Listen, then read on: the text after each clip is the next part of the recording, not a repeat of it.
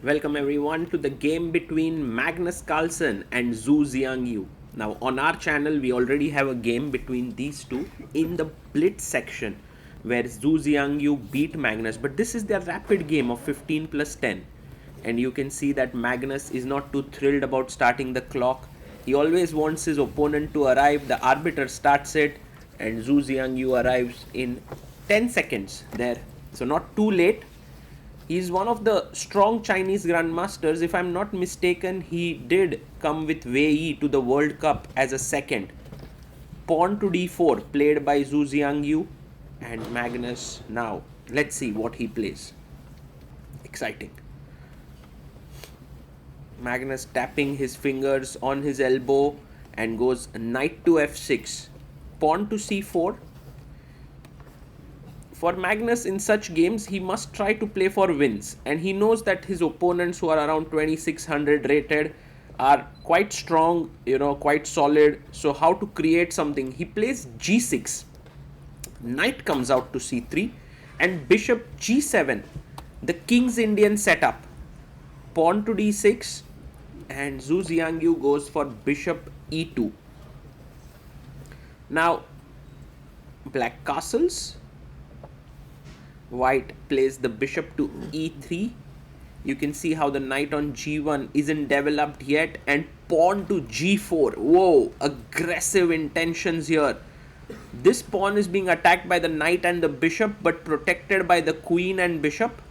We have a4 played by Magnus. You can't take this pawn because the pawn on e4 is hanging, but you can push the knight away. g5 is possible. Let's see if Xu Xiangyu plays it.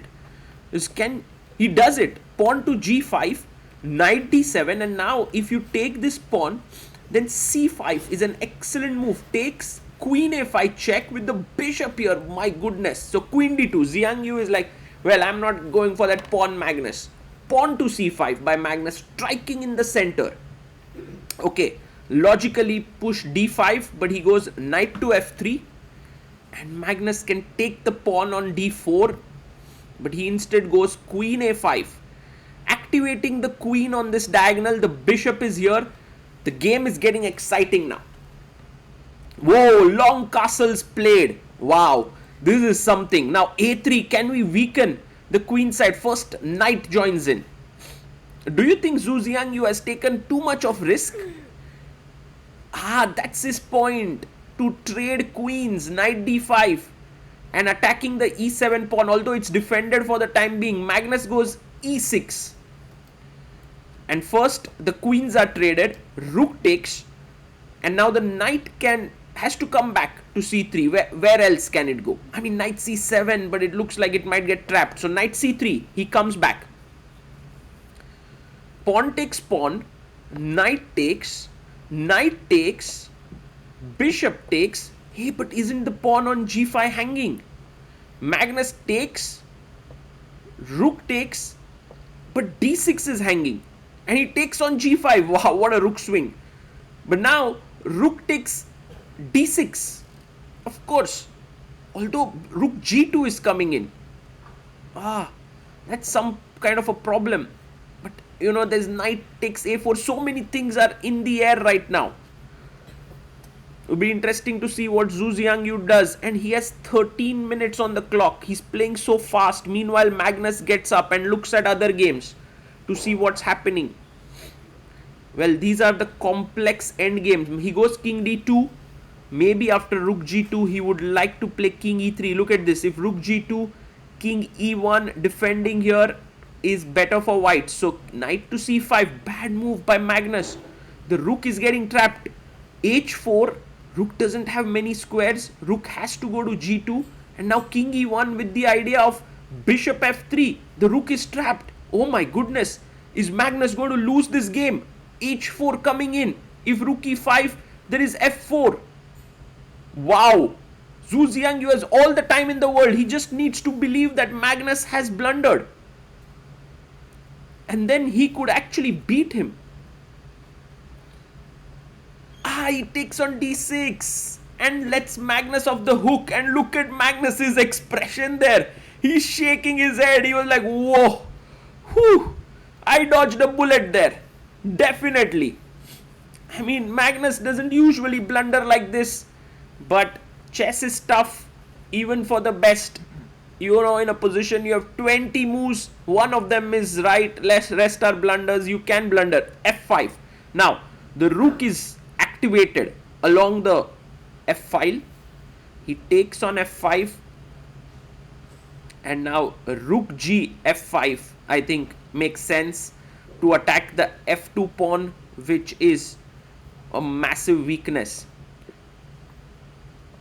Pawn to F3, defending it. The position is now even. It's a very complex endgame, and Magnus first develops his bishop. Very well done. The bishop is coming to C6, where it would put even more pressure on the F3 pawn, and Xu Xiangyu has to figure what way to play, because his F3 pawn is a bit weak, his H2 pawn is isolated. Knight E4, he's going in for the trades. Bishop C6 takes the knight, rook takes. Now actually you can win the pawn on E6, and Magnus goes and wins the pawn on F3. Usually if you go into rook endgames, they are pretty drawish in nature. Now double rooks, 4 pawns each, this should be a draw. But let's see how Magnus plays this. C4 pawn is a bit weak. First question, you know, one of the most important things in endgames is to ask questions to your opponent, and Xu Xiangyu doesn't answer that question. He poses Magnus with a new question. Rook takes C4, taken by Magnus, and Xu Xiangyu wants to take here. So it looks like one pawn got traded, but now what Magnus has done is he's kind of put his eyes on the H2 weakness, and he's saying that I'm going after it, Xu Xiangyu. And now if you go after this pawn rook H3, you have to worry a bit about your king. Rook F3, and now rook C1, because there's a mate here, and even if you lose this pawn with a check, that's okay. Yes, good move. And Magnus going for that pawn, you could see his hands were reaching there, but then plays rook F4. He doesn't take that pawn with a check, because he realized after takes king F3, this has to end in a draw. So rook F4, he keeps it going, and Xu Xiangyu goes passive. He's like, okay, I will defend the pawn, and if Magnus repeats, I'll go back. But Magnus doesn't repeat. He pushes his pawn to G5, B3 played, and G4 even.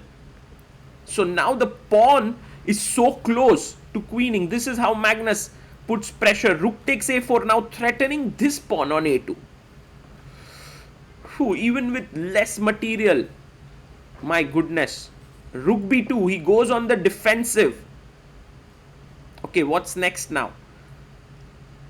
He goes rook to F3, activating his rook. Now remember, if G3, you can not be too afraid. King F1, King G2 would save the day. So rook F3, King D1 played.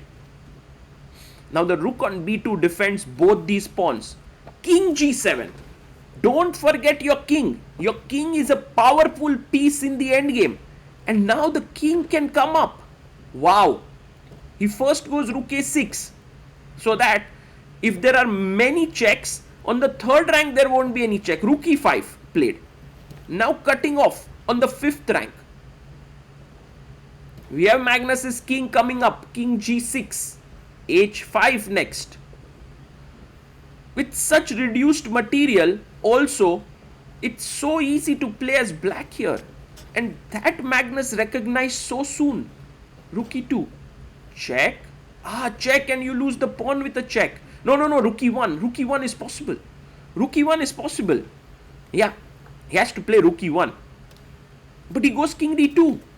No way did he give up that pawn with a check. Takes. And now rook takes E2. Rook takes E2. King takes E2 is a draw. Closer to equality. So you have to keep the 2 rooks on the board. Magnus has to recognize that. I think Xu Xiangyu didn't blunder the A2 pawn. He just felt this was the better way to push. But Magnus goes rook A3 check. King to C4.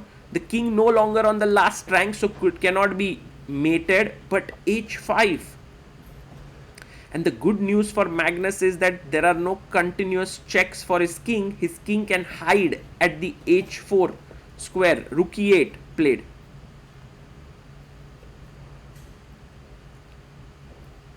And now rook f4 check.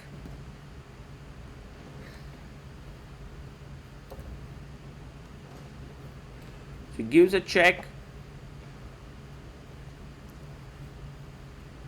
King comes up.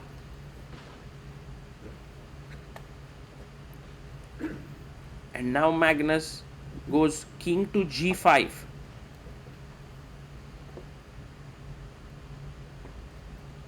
Rook goes to h8, threatening a check and winning this pawn.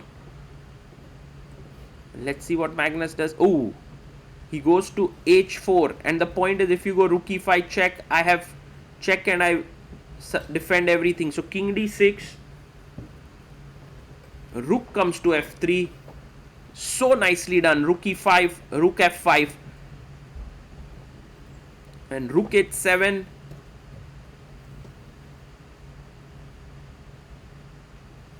And the final blow, rook f2.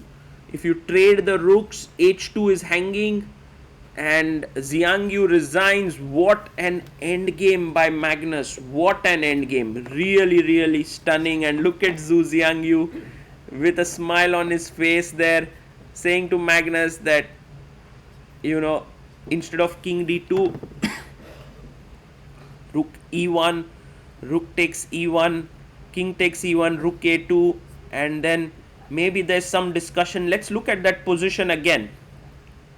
But I love how Xiangyu reacted with smiles and amazement after the game. Well, Magnus also has a smile on the face. Beautiful game, beautiful end game. Lot to learn from it, and definitely an amazing play by Magnus. He is truly the end game GOAT for a reason.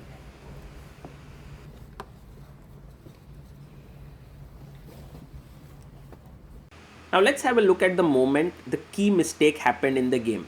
In this position, Xu Xiangyu played king d2, and after rook a2 he lost the game. But Magnus instantly showed that after takes, king takes, very important, not rook takes, rook a2, there was this very nice defensive move, rook e2. And this is a draw because after takes, the problem here is that black cannot reach h3 without moving his h pawn. If he did that, he's winning. So just to show, let's imagine king g5, king f2, king h4, king g2, and now you have to make a move. Like imagine that here you make a waiting move as white, king h3, king g1. Now I have a choice between putting my pawn on h6 or h5 depending if the king is on h1 or g1, right? Like for example here h6 wins, because after h5 here h4, king here g3, takes, g2, and black wins. But the problem is that if I here play the move king g2, I stop you from coming here. You already have to decide h6 or h5. And let's say you play h6. Now you have one extra waiting move. So I'll play king f2, king h3, king g1, h5, king here, h4, king here, g3, takes, king h1, g2, and a draw. And by that same logic, if you played the move h5 here, then I would not go to f2. That's a losing move, because now I get the position that I desire for after h4, king h1, takes, and g2, and I win. But I will first waste, without wasting a move, I'll go to g1, king h3, king h1, and now the same position we reach, which is a draw. So what black would love in such positions is to reach the ideal position, keeping an option to go one square or two squares, but here he cannot do it, and so that's why it's a draw. And Magnus actually spotted it instantly and told Xu Xiangyu that this is a draw. Truly instructive moment. Freedom begins with a choice. In 2008, we made ours. Freedom knows no borders. Step by step, we became part of the global financial system. In 2019, we went public on NASDAQ. In 2024, we built a digital ecosystem. Fintech, lifestyle, telecom, everything comes together in one unified digital space. Today, freedom is a system that shapes markets. $2 billion in annual revenue, $9.3 billion market capitalization, 11 million customers, 11,300 plus employees, 230 offices worldwide. Freedom begins with a choice, and every day we make it again. Freedom Holding Corp. One ecosystem, many possibilities.